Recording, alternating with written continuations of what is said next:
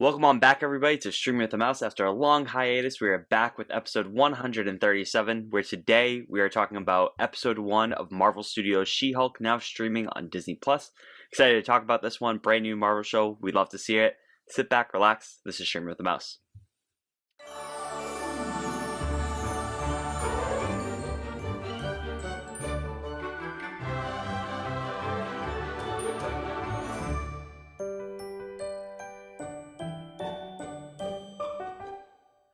Welcome on back, everybody, to Stream with the Mouse. My name's Cam, and joining me, as always, is the She-Hulk to my regular Hulk. No, screw that. Regular Hulk, she's a regular Hulk.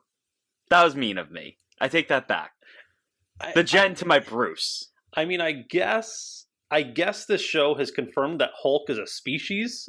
Yeah. Is that kind There's of... no such thing as a regular Hulk. She-Hulk is a regular Hulk. So I apologize. That's bad language on my part. You could have just said the She-Hulk to my Hulk. Yeah, but that could have worked. Yeah, but it's semantics. It's semantics. We know what you mean. The Bruce to my... There you go. To my Jen. No, the Jen to my Bruce. Whatever it is. I don't care. Yeah, whatever. I could have been the Tony. Cliff's a hell of nice people. I could have been Tony. He was part of it in spirit. He was there in spirit. He was. But I'm good.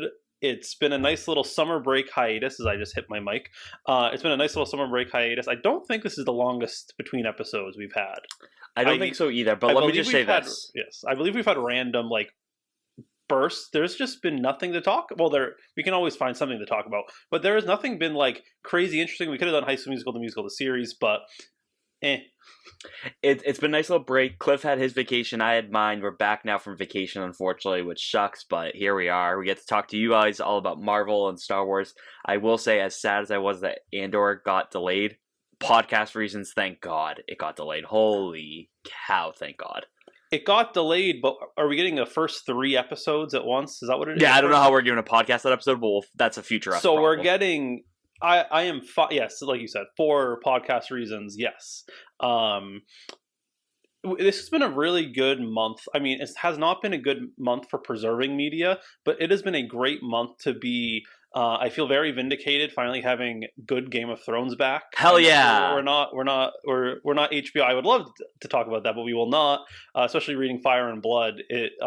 Very good justice. We're getting new Lord of the Rings from Amazon Prime. And then Andor. This is a good time to be a nerd. It is. It's always a good time to be a nerd, but it's even better now because this has been a really action-packed August, and I think we're finally seeing the COVID hangover of what COVID did to media is finally starting to wrap up, which is really exciting. But there are a few pieces of news. This is a good one. This is probably better for us as well, episode-wise, as we officially have a Thor release date for Disney+. It'll be coming to Disney+ on September 8th, which I believe is Disney Plus Day. It is. There's a lot of stuff coming out that day. Oh my God, we're going to have to add another episode for Disney Plus Day. That's always a fun one. We have watched it. We need to do an episode with Colin about that. There are plans for that in the future. Yes. That is one of the big ones. What else do we have? Andor is coming back into theaters. Rogue One. Yeah, sorry. Rogue One is coming back into theaters for a limited release. I looked. The place I have a subscription to only has one Andor theater, and it is 300 miles away. So poor me, or poor us. Do we know if AMC... That's what I was wondering. Braintree? Braintree, that's what I was wondering. I have to look for that too. But this is the weirdest thing I have seen. So as we know, or as you don't know, right now there's at least a war inside Discovery Warner Brothers on deleting media. We're not going to talk about that.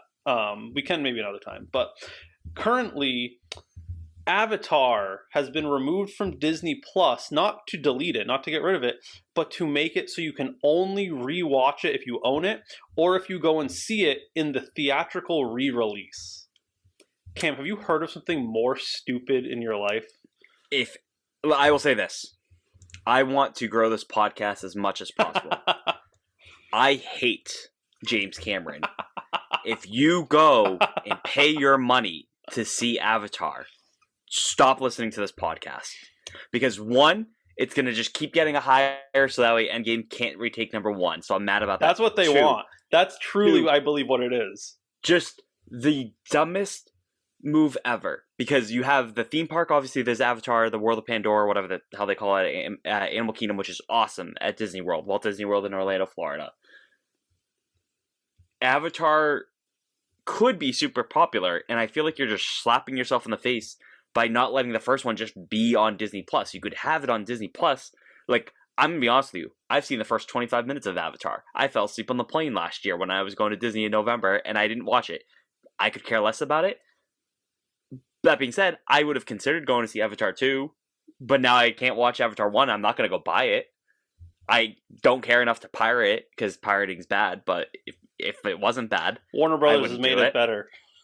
I'm saving art. I'm covering myself here. Yeah, there you go. Just a dumb marketing move, in my opinion. Like, well, not really, because dumb people are going to go watch this thing. And I'm sure there's some listeners here like, yeah, we're going to go see Avatar in theaters in 4K or whatever the heck it is. Like, don't listen to the podcast anymore, people. I don't care. I will say, for someone like me that has a movie subscription pass, and I do not go and see 3 movies a month, and it lets me branch out, I'd be like, maybe Cliff, I will go see it. Cliff, the podcast will die. I know, the podcast will die. But the only way I think I would really go and re-see it is if they did it in 4K, or in 4D, where, like, you're getting, like, they did it for Dune. I still am mad at myself I didn't go see Dune in 4D. Where, like, they, like, do, like, elemental stuff around you. That's the only way I would consider it. I've seen the first one. I believe I saw it in theaters. It's just been so long, I cannot tell you a single thing about this movie. It is the less superior Avatar, though, in the world of media. I didn't even know about this. Because the thing is, no one's making a fuss about it, because I can't tell you the last time someone actually talked about Avatar in a serious manner. The new movie looks incredible. I have no clue what it's about either, but it looks beautiful.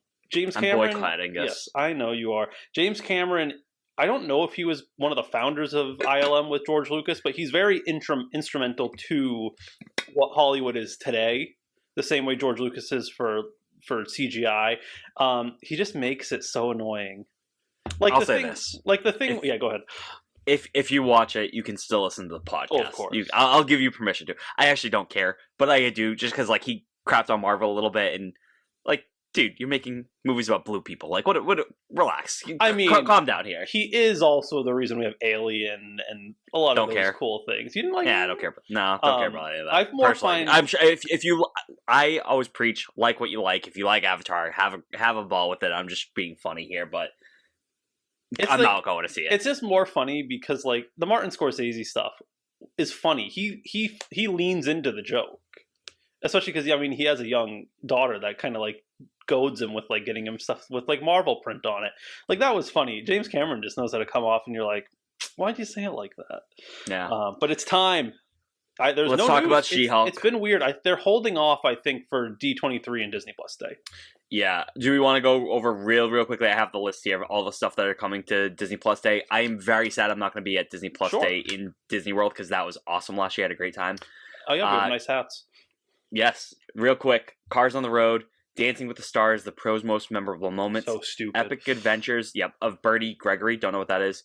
Frozen Sing-Along, Frozen 2 Sing-Along, Growing Up, Marvel Studios She-Hulk Episode 4, Marvel Studios Thor Love and Thunder, Marvel Studios Assembled, The Making of Thor Love and Thunder, Obi-Wan Kenobi, A Jedi's Return, that I'm excited for, Pinocchio, that I'm excited for. As long it as looks good. I hate Lady Pinocchio too. Oh, I like the animated, so we'll see if that's good. Remembering, don't know what that is. Welcome to the Club, which is a new short from The Simpsons, which has been a kind of Disney Plus Day tradition. And Tierra Incognita, don't know what that is either. And more, it says. The thing I'm most excited for is definitely going to be She-Hulk Episode 4 and Cars on the Road and Obi-Wan Kenobi, A Jedi's Return. Those are my 3 I'm most excited for. I would agree. Cars on the Road, I'm looking forward to more Cars content. I love Cars. Fun. Besides Cars 2, we just ignore that one. But I'm more excited for Disney Plus Day for what's going to be confirmed. I am hoping we got our first official press release for Percy Jackson. They're supposed to be finished with the first 9 chapters. I know you read book 1. Maybe we get a special look, like a 30-second teaser. I doubt it, but She-Hulk time. I know you. Is she one of your favorites? I wouldn't say my favorite, but I have read some of the Dan Slott run, like before She-Hulk was even like property in the MCU. I read some of Dan Slott run. It's like a nice, funny read. Like Dan Slott does a good job with the comedy. This is obviously very sitcom-y as well, so I think it gets a lot of those pulls from that. But She-Hulk's generally a really cool, funny character, so I wouldn't say she's my favorite, but someone I'm interested in. I do like when She-Hulk, like, especially when she teams up with, like, Fantastic Four or the Avengers and stuff like that. I really like her and that kind of stuff. But so far, so good. She-Hulk Attorney at Law, episode 1. We're going to do our typical thing. We're going to do our top 5. This is going to be for episode 1, a normal amount of rage, excuse me. Cliff, want to kick it off with your 5th favorite part of this episode? And remember, it can be your favorite thing, Yes. character, actor, whatever it may be. I know it's so long you had to remind me. I would say my first one is the retcon of how she gets her powers. Because it's very tragic in the comics. She's in like a very bad like accident, car crash. I think in some she has cancer. That's the big one. Is cancer. And Bruce gives her a blood transfusion, not knowing the Hulk gene would go to her. I like how it's just completely accidental, and the fact that Bruce is really trying to control the Hulk in him lets him actually bleed without turning into a Hulk. Obviously, the thing breaks, and she quickly turns into it, runs away, and it's kind of like a Bigfoot thing where it's like the monster's somewhere, and just kind of the whole transition of her like in the store or in the random backcountry market, like the bar, and they do the her makeup and all that. It's just like a really funny way of her dealing with it. And the only time the She-Hulk comes out is through like real rage, not like Bruce where he gets poked with a pin and he starts to go green. But I like the way they switch her to this because it's completely accidental and it's like, well, now you're stuck. Have fun. I'm not going to talk about that because I will talk about that later. My number 5 is Hulk's explanation of why his armor is okay.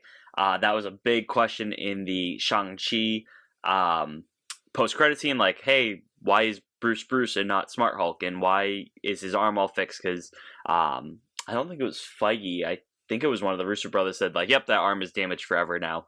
So we get an explanation for that in this when he is doing that car ride, that little vacation with Jen, where basically explains that he has this prototype technology that helps him control like the Bruce side of him, and by control, he's in control with the Hulk and the Bruce side, but he can be in Bruce's body as opposed to the melding of Smart Hulk, basically.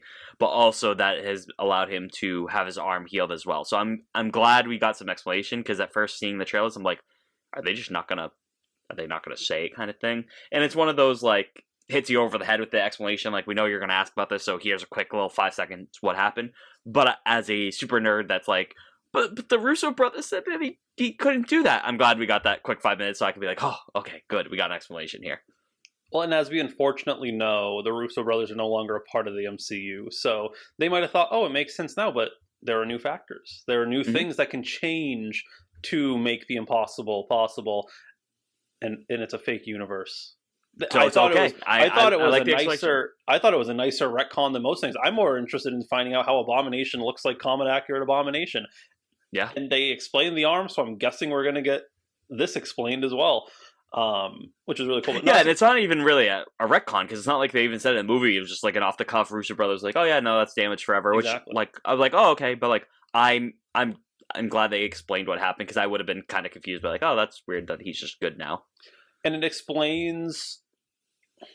It allows for Mark to stay in the MCU longer if he so chooses. Yep.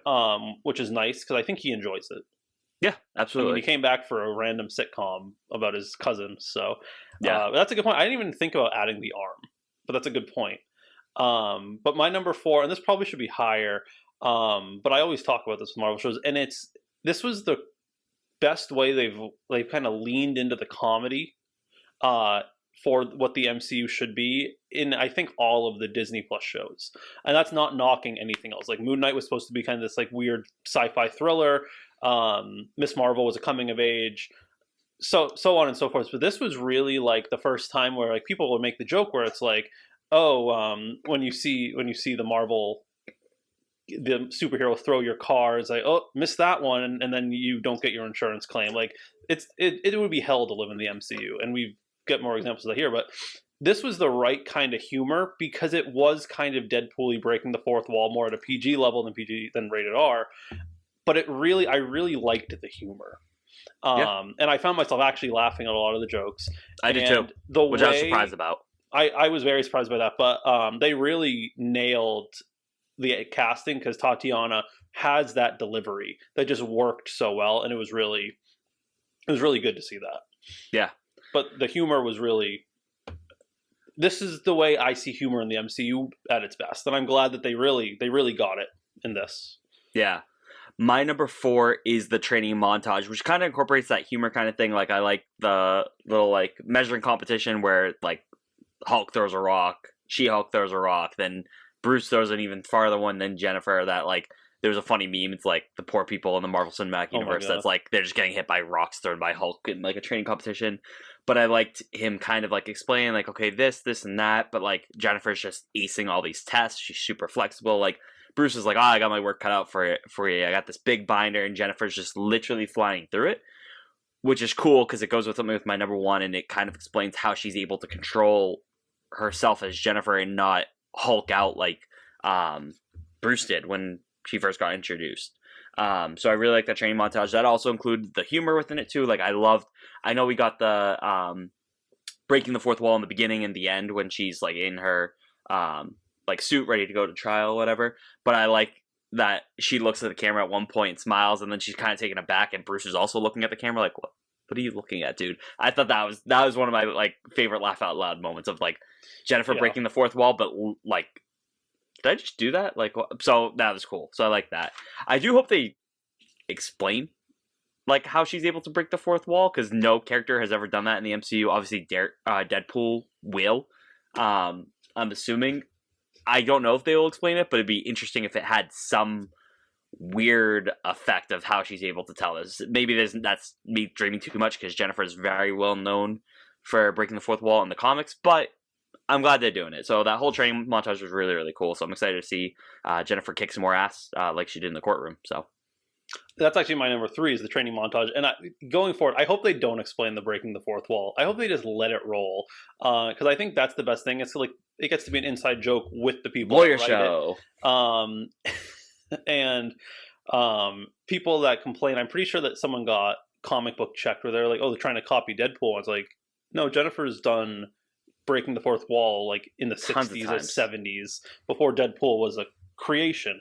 But the training montage was so fun because Bruce and Jen have this great relationship where it's like cousins and also like brother sister, and it really is a comparison where it took Bruce so long to be comfortable with his emotions with this, and like Jen gets it right away, and it's fine because that's like it's the comics. It's okay. This is how this works. I don't think she ever truly hulks out.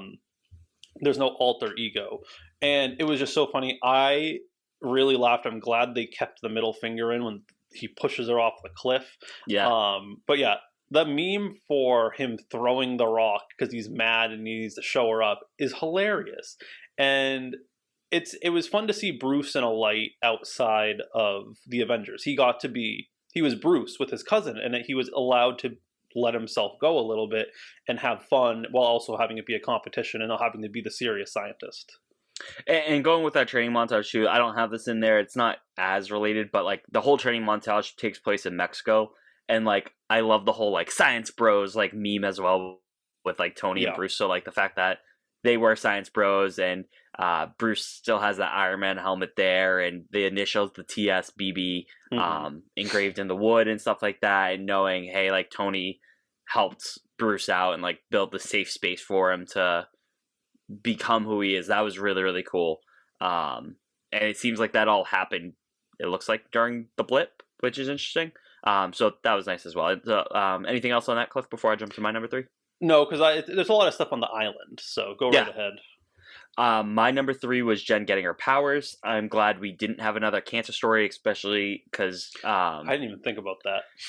It just broke my heart. Thor: Love and Thunder broke my heart, and I knew that was gonna happen because that's how it happens in the comics with Jane. But I couldn't take another cancer story. That would have been really, really terrible. So not terrible, but like sad. I mean, terrible in a depressing way. I do like how Jen gets her powers, especially, I think it shows a lot of her character. Like, she might not have realized when she was helping Bruce, like, oh, getting the blood mix is bad, but even when Bruce is, like, telling her, like, hey, like, stop, it shows a lot of her character that she's like, no, I need to save you. You're my cousin, kind of thing. So that was nice. I did like that a lot. Yeah, it's a cool, not more modern, because I guess cancer is always a thing, but especially when you have Jane having cancer in the previous MCU installation with Thor: Love and Thunder. I'm glad they went this route with the car accident, which is what we saw basically in some of the trailers, and just I hope we get more information about why that spaceship was there. Bruce kind of like, that was my only complaint about this, is everything seems very quick in this episode, in this thing, which I guess it's what it's going to be, because I think it's 9 episodes, each like 30 minutes or so. They're very sitcom-y, like traditional TV length. So everything moves very fast, which wasn't a bad thing, but it wasn't a great thing either. So like, I hope they explain like, hey, why this ship was looking for Bruce, because that was weird. Yeah, and he played it off as, oh, just when you're an Avenger, this happens. It makes me think that the end credit scene, like that end credit scene was hilarious. It makes me think that the episode 9 end credit scene that sets up what's next is going to be about Secret Invasion. Maybe. Which, very well could be. Because we know that this is going to be the issue coming down the line. They've been doing months and months of reshoots, yada yada yada. And they've been saying like a lot of stuff is going to about Phase 4 is going to get answered in this show. So we got the Bruce arm thing. Like, I'm sure we'll have other things explained too, because they seem very much like on that thing. Like, Phase 4 will make a little bit more sense of how this all, it's like the connective tissue basically of all this other stuff. So I'll be interested to see how that works out. I'm guessing we're going to get why there's this like division of like people going after Miss Marvel. Like, are we going to see that kind of lame lawyer again from Spider-Man and this? We're going to get Yellow Suit Daredevil. Hopefully next episode. I think they kind of hinted it might be next. I can't wait. I think they hinted it's going to be next episode. I hope. But my number 2. Okay, we're at 2. Do I want to? It's going to be the hangover scene and like the drinking thing scene? Where it's like, no, I want. Yeah, I'll count that in this. I'll count that in my number. That's 2. My number 2. Okay, so then I'll count it in. I'm going to do the thing as a whole, like the drinking scene where it's like, is there anything good about being a Hulk? For Jennifer, I think it's almost everything's going to be good about being a Hulk, because she doesn't have the other personality controlling it. It's just her, and she gets to Hulk out in her own way. And it's like, oh, you don't get the hangover. And it makes sense why Bruce doesn't get hungover, because either the Hulk himself is drinking and they're two different people, or Hulk always stays not as Bruce. So it makes sense that he doesn't get the hangover, where she transforms between her and her normal self and her Hulk self, and she gets completely like, she probably drank like enough to kill a small horse. Maybe. And you were going to say human there for a second. I was going to say well, damn, that would be too. Dark. Probably that too. Dark. But it was so funny, and the end credit scene was just so funny, because that's always been a joke too. The whole Captain America's a virgin, and just like it was like the perfect cut and everything like that. And it, like I said, her delivery is just so good, and it's so enjoyable. And everything about it. He died a virgin. Oh, it's so good. And she was faking being drunk. That was the best part. Yeah. So my number 2 is the end credit scene. It probably should have been like a 5 for me, but why not? I think it was so funny. I love that every episode in this show is going to have an end credit scene, supposedly, which is what's been reported. It is our 4th time that we got the word "fuck" without the finish for an end credit scene. The first time being "what the f" from Aunt May. Well, Samuel L. Jackson, mother. Yep, in the end of Infinity War when he calls Captain Marvel. Another "what the f" with Spider-Man at the end of Far From Home, and probably the best line in the end credit scene. I honestly think it is Captain America just screaming it to the whole country of Mexico on the beach. Was so funny. Seeing Chris Evans' reaction to it on Twitter after, just like, because I hadn't seen the episode at that point. I didn't get to watch the episode till I got home Saturday night from New Hampshire, because I just didn't have enough Wi-Fi to download the episode, and every time I tried watching it kept skipping. Just so funny, and that was great. I liked the post where people I'm gonna say it because I don't care, but like the scene when in Free Guy, when he uses the Captain America thing and Chris Evans sits on, he's like, what the shit? And like that was really funny, where they showed the scene and then it goes to Chris Evans watching that. But no, that's to me what an end credit scene should be. It's fun. it's enjoyable. It's something enjoyable. It's not as bad as the pizza popper guy, but that's a fun end credit scene. I like that.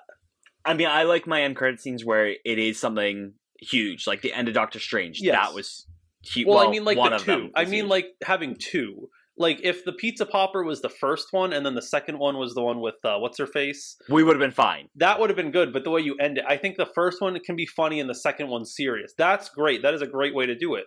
And I really enjoyed that one. In the TV show, you can get away with it because it's you're not sitting there for 5 minutes and then this one joke. Honestly, though, this would have been like one I would have been okay with. I think because it was like the pizza popper just wasn't funny at all. The Captain America like kind of was, but like this was good. And like I said, you're watching maybe like a minute and a half of credits, and then you get the end credit scene, and then it's done, kind of thing. It so makes that's nice. me wonder if every episode's gonna have one because it's like a sitcom end credit, and I'd be fine with 8 funny takes and then the 9th being serious. Every single one is supposed to have one. Supposedly, Oh, really? I think that's exactly how it's wow. going to go. I think all 9 episodes are supposed to have an end credit scene, from what I've seen on Twitter. I'll take it. I bet it's going to be the same thing, Cliff. I bet they're going to be 8 funny ones and then like a serious one at the end. I bet you that's a great thing. But Cliff, what is your number one? Take us home before I wrap up with mine. Well, I'm guessing it's the same one because we have a normal thing. We're very biased when it comes to grading the first shows, and I know exactly what our first one for Andor is going to be as well. But for this one, my number one is Tatiana Maslany. Out of the park. They have just been on a roll casting for these TV shows, and the thing is, like, if you don't really know She-Hulk, it doesn't, like, I don't really read the comics or anything like this, but the delivery and the acting was just so good, and she really sold it. I'm also going to give credit to the CGI because I was very scared. I was very nervous about the CGI, and it really looked great.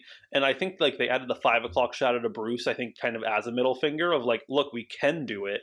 But I thought she looked good. She did look more muscular than the initial commercials. I thought Hulk looked really good. And overall, she just knocked it out of the park. And I'm very excited to see her flow through this and seeing where it's going to go. The little bit of a fight scene to give her like, wow, she is really powerful. She's already ready to go. We're going to see where it goes, but I like Mark Ruffalo said, there's going to be a lot of upcoming movies where you're always going to see Jennifer Walters there as the Hulk. Yeah. My number one wasn't that, but it might as well have been. So I will say, like, my number one thing was Tatiana / Jennifer Walters' monologue explaining about how she could control their rage.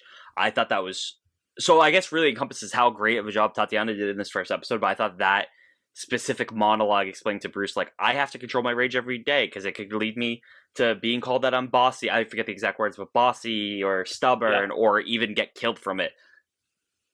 Obviously, Cliff and I are both cis men, so we don't have that experience, like, ever. So it is cool that that gets brought up in this show as, like, a teaching moment for, like, everyone, I guess, but also, like, explains why Jennifer can keep her Hulk body without, her mind in her Hulk body without, like, years and years of practice and a whole binder's worth of stuff that Bruce has to go through. And she just acted really well overall. But that scene specifically was my number one.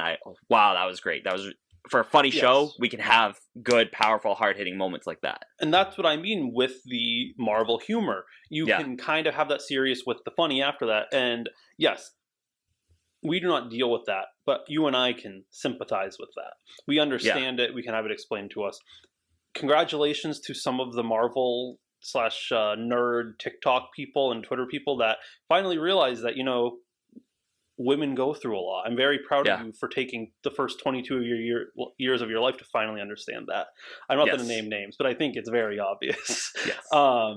Congratulations. But no, that was such a great scene, and I'm glad they really spelled it out for you. And some people got really upset about that. Get over it. It's true. That's what it is. I don't know what you want. But like I said, her delivery is just great. And the only thing I knew her from before this was Parks and Rec, the 2 episodes where she dated Tom. But supposedly she was absolutely incredible in Orphan Black. And now she gets to take home the Marvel bag. So congratulations. I'm excited to see where this goes. Yeah, I'm super pumped, and we'll be back next week for episode 2. But Cliff, where can people find you if they want to talk to you about this episode and more Marvel, Disney Plus, Star Wars, whatever news? Yeah, like you said, because the pushback of Andor, we can actually go week to week for the beginning of She-Hulk. You Yes, can we can. find me at CP Robinson 81. And do you want me to do everything, or do you want your Let's see if I can spotlight remember back? it. Let's see. I want to see. You can find me on Twitter at CamRamos95. You can find the podcast on Twitter at Stream the Mouse. You can find us on Facebook and Instagram at Streaming with the Mouse. You can find us on Apple Podcasts, Spotify, Google Podcasts, iHeartRadio, and our YouTube channel. Just be sure to search for Streaming with the Mouse, a Disney Plus podcast. And while you're there, please be sure to like, rate, review, subscribe, 5 stars, all the above to that podcast so we can get more listeners on here to hear our thoughts about She-Hulk, the upcoming Andor. Maybe we'll even talk Pinocchio one day. All that good stuff. He did it. He Yeah, remembered it all. that's it, right? It's been 3 weeks and he remembered it all. There we go. But thank you so much for listening, everybody. We'll be back next week with our episode 2 conversation on She-Hulk, Attorney at Law. Have a great day, everyone. Bye, guys.